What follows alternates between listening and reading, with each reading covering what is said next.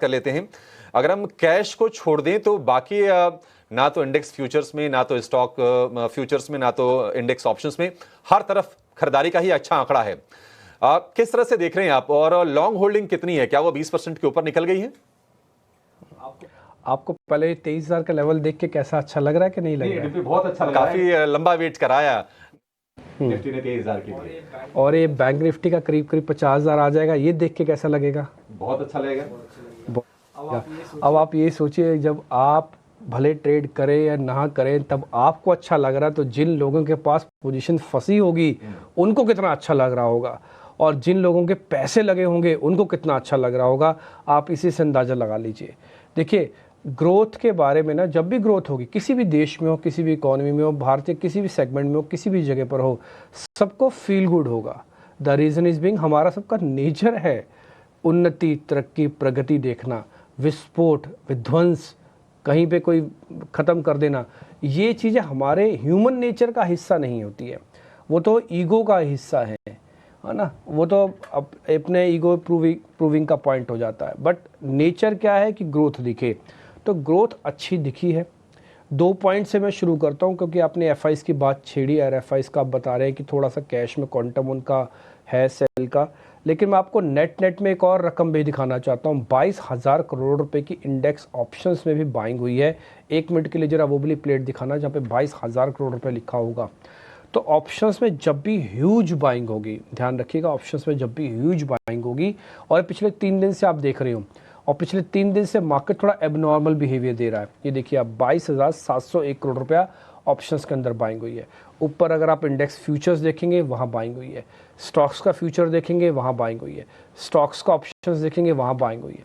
तो कोई ऐसा सेगमेंट नहीं है, सिर्फ कैश को छोड़ के, कि जहाँ पर बाइंग इंस्टीट्यूशंस की नहीं हुई है। और एक और चीज़, मैं नंबर और रिपीट कर देता हूँ, 26% अब लॉन्ग पोजीशंस हो चुका है। एथिकली तो 26.5 है, बट मैं 26 ही बोल देता हूँ राउंड फिगर करते हुए इसको। 26% की ऑलरेडी लॉन्ग पोजीशंस हो चुकी है।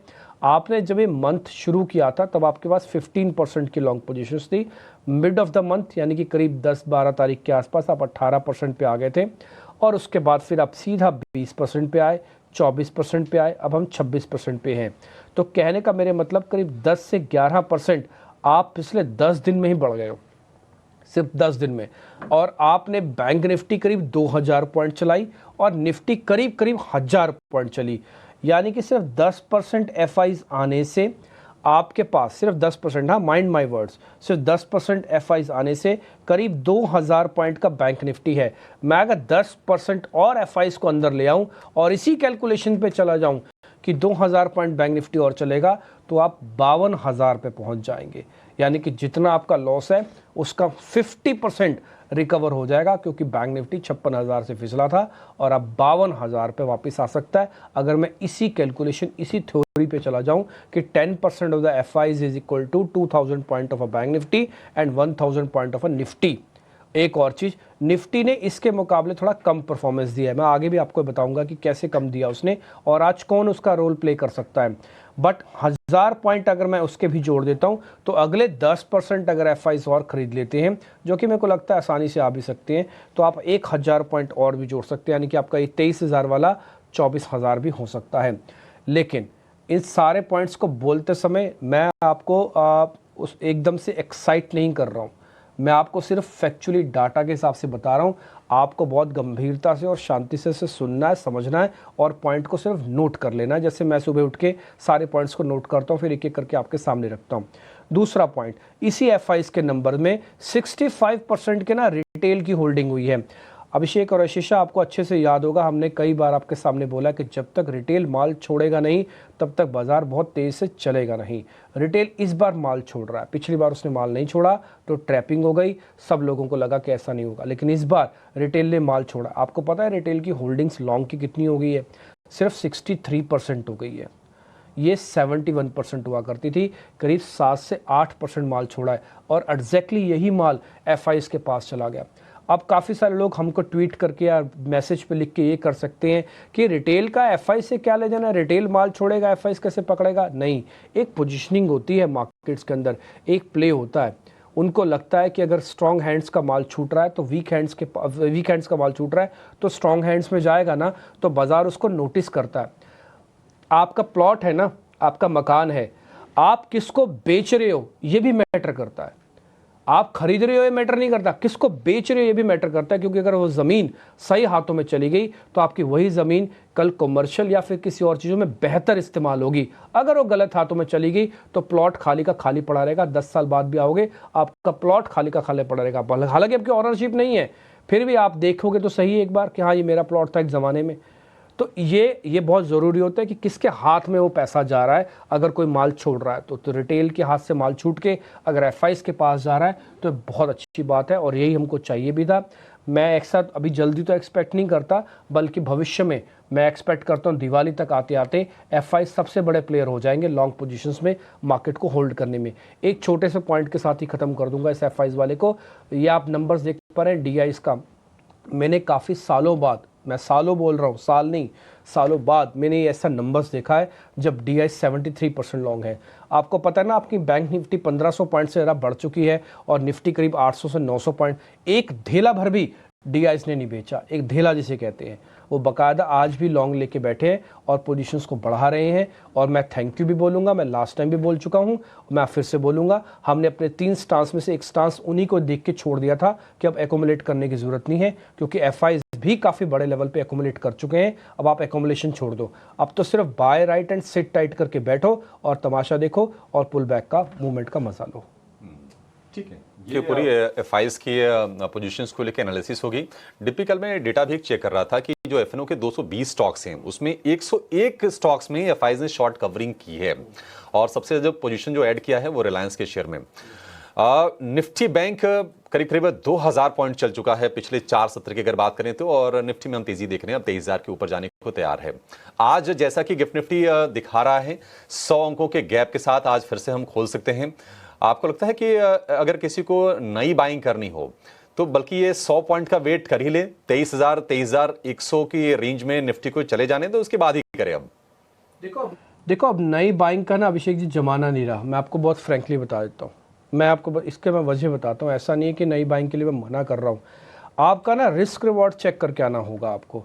और मैंने लास्ट टाइम भी आपको बताया था, आशीषा को भी ये बात रखी थी कि जब आप बाजार का बॉटम ढूंढ रहे होंगे ना, आपका बॉटम कंफर्म करने में ही बैंक निफ्टी 1000 पॉइंट ले जाएगा आपसे। आपको समझ में नहीं आएगा कि बॉटम बन भी रहा है, क्योंकि बॉटम फील होने में 1000 पॉइंट लगेंगे, क्योंकि आप टूटे ऐसे थे।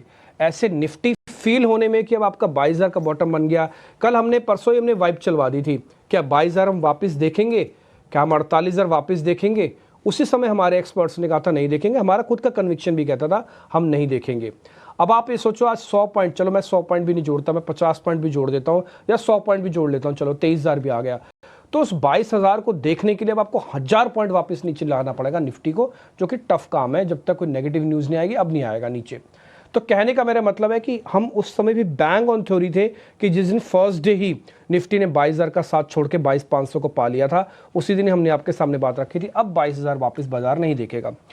अब आपका क्वेश्चन ये है कि क्या आगे चल के हमको बाय करना चाहिए, तो मैं उसके थोड़ा पक्ष में इसलिए नहीं हूं क्योंकि थोड़ा रिस्क रिवॉर्ड खराब हो जाएगा, इसलिए तो हमने एक्यूमुलेशन हटाया। अब एक बात मेरे को बताइए, आपको 22000 पे माल मिलता कि 22800 पे माल मिलेगा, आपको कौन सा ज़रा अच्छा लगेगा?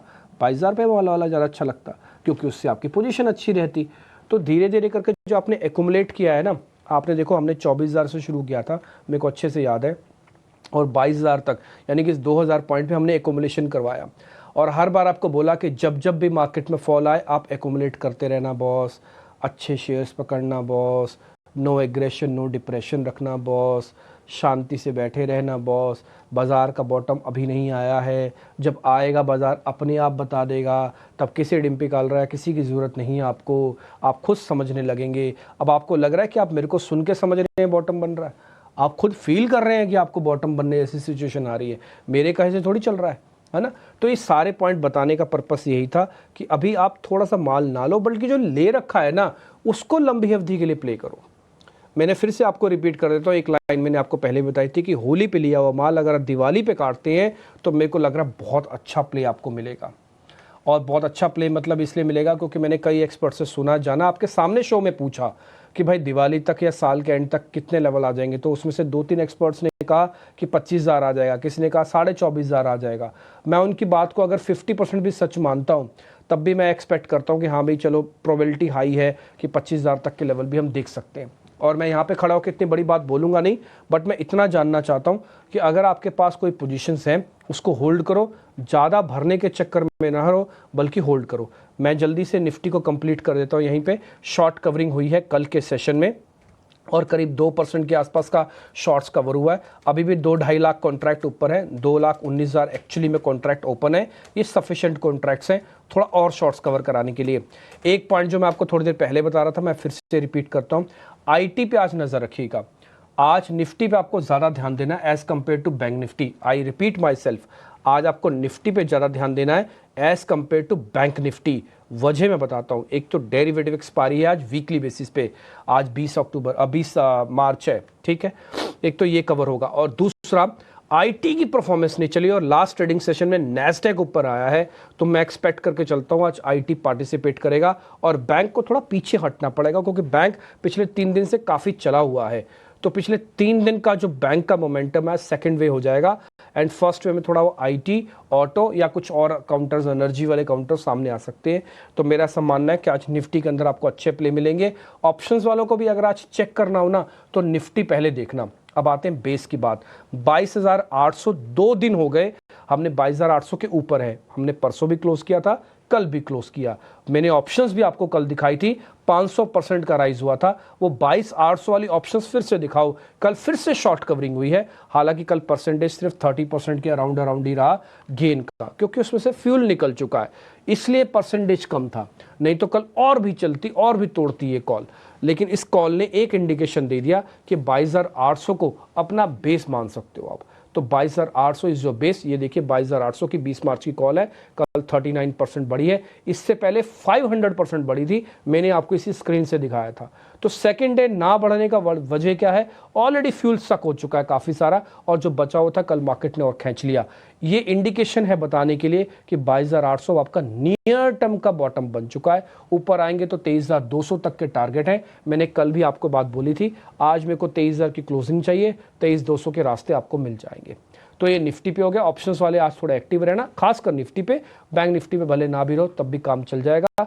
सारी बात मैंने रफ आपको बता दी। अभिषेक जी, मैंने आपके क्वेश्चंस का भी जवाब दे दिया कि नए वालों को आना नहीं है और पुराने वालों को जाना नहीं है, ये बात भी ध्यान रखिएगा। बिल्कुल, तो ये नजरिया निफ्टी पर। लेकिन जैसे डिम्पी हमें बता रहे थे, पिछले कुछ दिनों में अच्छी खासी तेजी दिखी है। इनफैक्ट बैंक निफ्टी करीब 1500 अंक चढ़ चुका है पिछले 3 दिनों में, 49,700 के आसपास कारोबार करता हुआ। इनफैक्ट मार्च के फर्स्ट वीक में 47,800 के लेवल्स पर थे, तो काफी अच्छी रिकवरी पिछले कुछ दिनों में दिखी है। डिम्पी, बैंक निफ्टी क्या ये आउट परफॉर्म करता हुआ नजर आएगा और क्या 50,000 का मार्क जल्द ही क्रॉस होता हुआ भी नजर आएगा बैंक निफ्टी पर? देखो, अगर आज सब कुछ ठीक रहा तो आपको 50,000 हो सकता आज ही दिख जाए, बट अचीवमेंट 50,000 लाने की नहीं है, बल्कि यह है कि जो आप अचीव करके आए उसको टिकाने की है। अब आपने करीब 2,000 पॉइंट की रिकवरी है रफ में। अगर मैं 48,000 से इसको गिनना शुरू करूंगा तो 49,700 1700 पॉइंट बनते हैं, 200-250 पॉइंट और जुड़ जाएंगे तो 2,000 पॉइंट्स हो जाएंगे।